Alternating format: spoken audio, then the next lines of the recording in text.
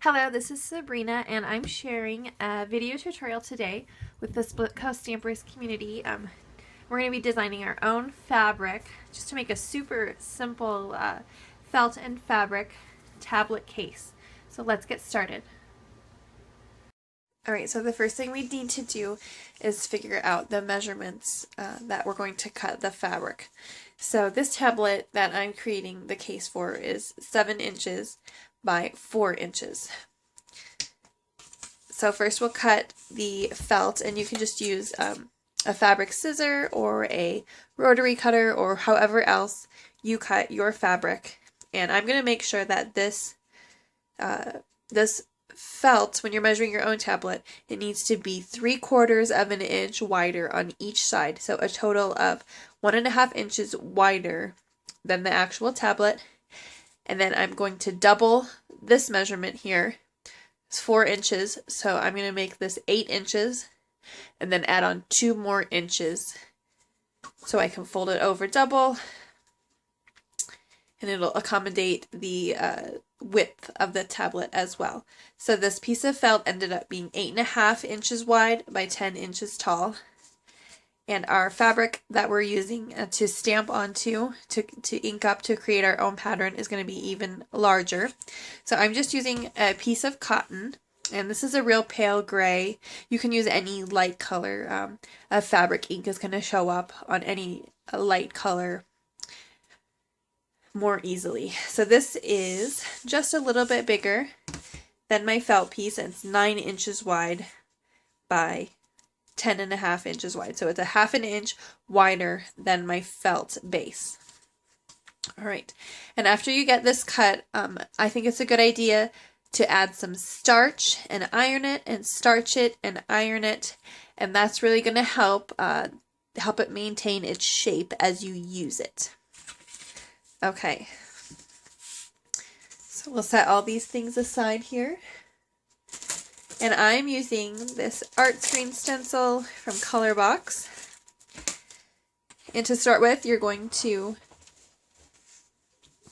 position the stencil just in the middle, the center of the fabric, and at the top. So we're going to say that this is going to be our front side, the side that we're going to look at. We'll have the button on it, and that will be the front of our case. So I'm using some painter's tape here, but you can use washi tape as well. I just find that painter's tape holds things in place a little bit better than another type of tape. You could definitely also use a masking tape. You don't have to worry about ripping any paper here. And then once you have that stencil lined up, we're going to begin adding the ink. So I'm using 6 different shades of the Crafter's ink from Colorbox, and this is a specially formulated ink that works great on fabric and wood and other porous surfaces other than paper. And I'm just using an art dauber tool to sort of dab and twist to apply that ink onto the fabric. If you don't have any dauber tools, you could definitely use like a foam makeup sponge or a cotton ball, or even a piece of fabric wrapped around your finger. The Crafter's ink is really thick and juicy. It's a pigment ink, like a super pigment ink. And so it has really great coverage, and it's really easy to apply to the fabric. So as you can see, I'm just doing this twisting and dabbing motion, and that really allows you to get great coverage of that ink on your fabric.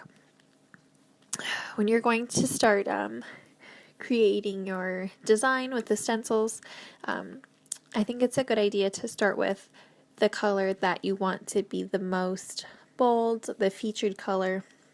And since this is going to be a tablet case that goes to a little girl who loves pink, I thought it would be a good idea to start with lots of pink.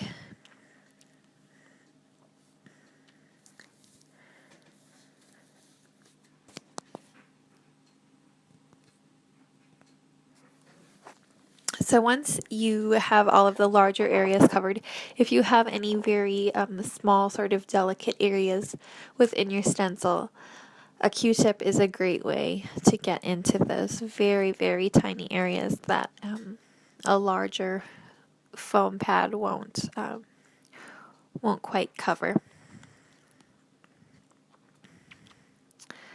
So we're going with lots of pink here. And we're trying to figure out where all of the pink shades are going to go before I move on to the next color. But you can always kind of add a few colors and come back to it as you go, kind of figure it out.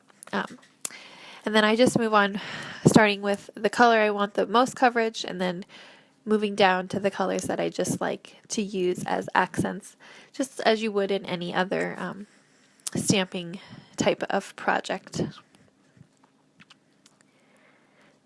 All right, and when you have the entire stencil covered, the fabric covered with the stencil design, we're going to move that stencil directly below the design and retape it in place.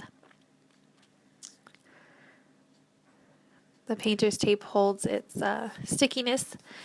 Another type of tape you may need to replace, and then we're just going to continue adding color again to the stencil, so it will be a flowing pattern from the top to the bottom. It will be the same, and you can actually use the ink that's remaining on the stencil as a sort of template. It'll tell you which color goes where, and so as you continue, the process is just a little bit faster than that initial stenciling where you're trying to figure out each color. So I'm going to, again, go one color at a time and continue filling in all of those tiny little areas in the stencil.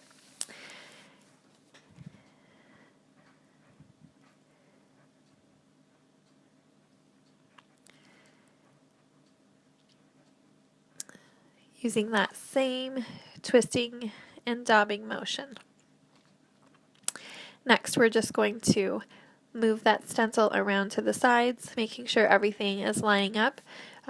If you get it lined up very neatly, you won't even be able to tell that it is not one continuous pattern.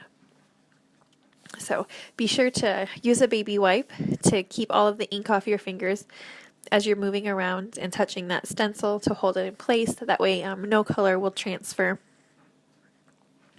onto the fabric where you do not want it.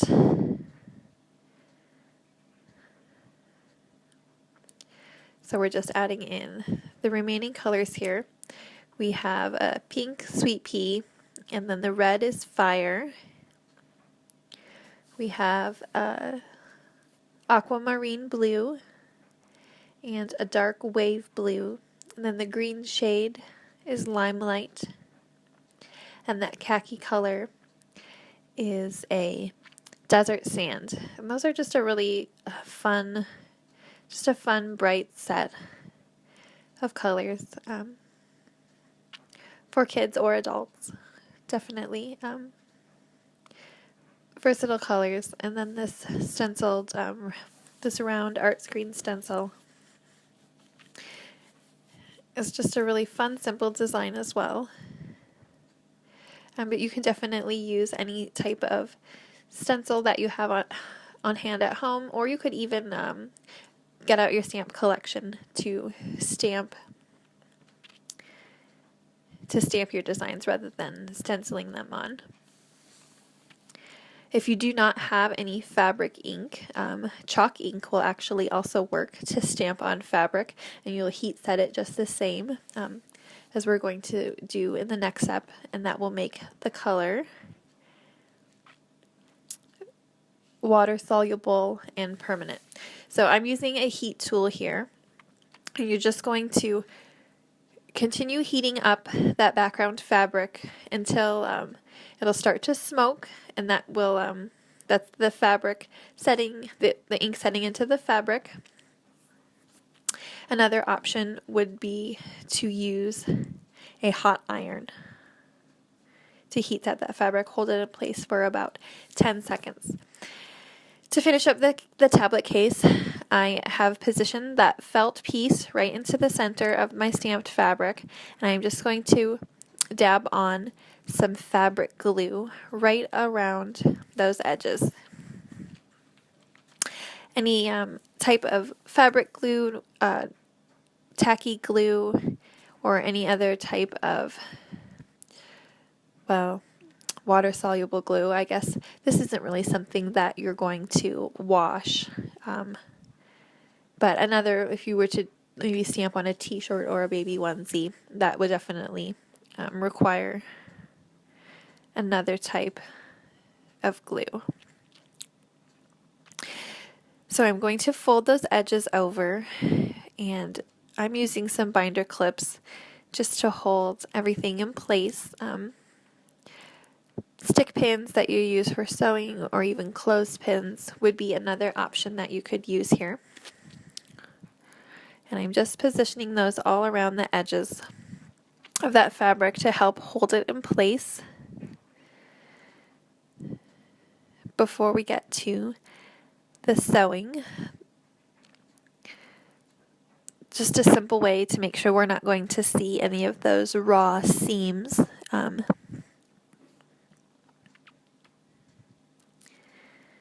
Along the edges. And I'm actually going to use my sewing machine to top stitch right along those top ends, the top and bottom ends. It's definitely not something that you have to do, but I think it looks more, I guess it looks more finished, and it's definitely going to help secure that top fabric in place. You could certainly also hand stitch everything in place if you do not have a sewing machine. So you can see that finished edge there. And then while we're at this point, we're going to add on our button and elastic closure. Excuse my furnace just went on in the background, so that's what that noise is. So I just double tied a thread, knotted it at the end, and then I'm stitching that button on. And when I'm hand stitching buttons, I like to go around 10, 12 times just to really make sure they stay in place, especially since this is for my daughter. Kids are a little bit harder on things. That way I can really make sure it's going to stay attached. At this point, I'm also going to add on my bit of elastic here as the closure, and I'm using my machine to stitch that on. You can hand stitch it as well. And then we'll remove those binder clips, fold the case in half, and then reattach the clips before sewing up those edges. If you're hand stitching, you can do some fun things here. You can do like a blanket stitch along the edges, or a variety of other decorative stitches to hold everything in place. I'm again just doing a simple top stitch. And then you can tuck your tablet inside and you have a nice, safe, secure closure for it.